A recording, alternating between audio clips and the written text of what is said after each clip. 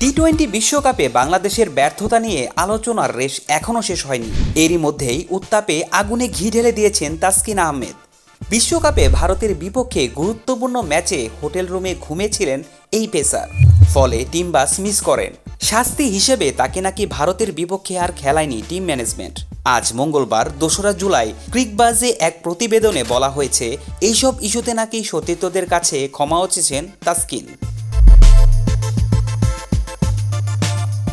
বিশ্বকাপের মতো মঞ্চে সুপার 8-এর মতো মহা গুরুত্বপূর্ণ ভারত ম্যাচের আগে যেখানে চিন্তায় ঘুম হারাম হয়ে যাওয়ার কথা দলের ক্রিকেটারদের, সেইখানে কিনা ঘুমের কারণে টিম বাস মিস করেছেন দলের সহ অধিনায়ক তাসকিন আহমেদ।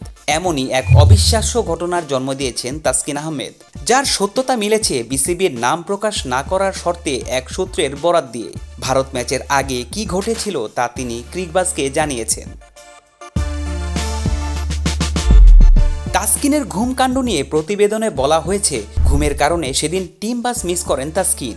এই সময় তাসকিনকে বারবার ফোন দেওয়া হলেও কারো ফোন ধরছিলেন না তিনি। পরে দলের এক কর্মকর্তাকে রেখে যাওয়া হয় তাসকিনকে মাঠে নিয়ে আসার জন্য। তাসকিন ওই কর্মকর্তার সঙ্গে মাঠে ফেরেন।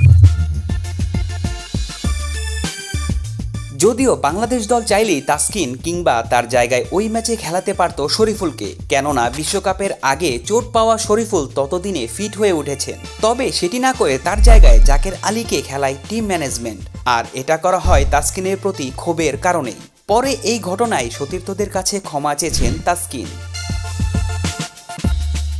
বাংলাদেশ ক্রিকেট বোর্ডের এক কর্মকর্তা ক্রিকবাজকে বলেন, এটা সত্য যে টিম বাস মিস করার পরও তাসকিন পরে দলের সঙ্গে যোগ দেয়, তবে সে কেন খেলেনি সেটি কোচ বলতে পারবেন।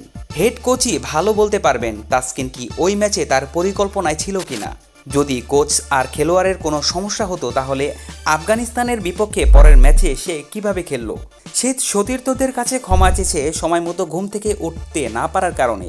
এটাই হয়েছে, এখানে অন্য কোনো ইস্যু হয়নি।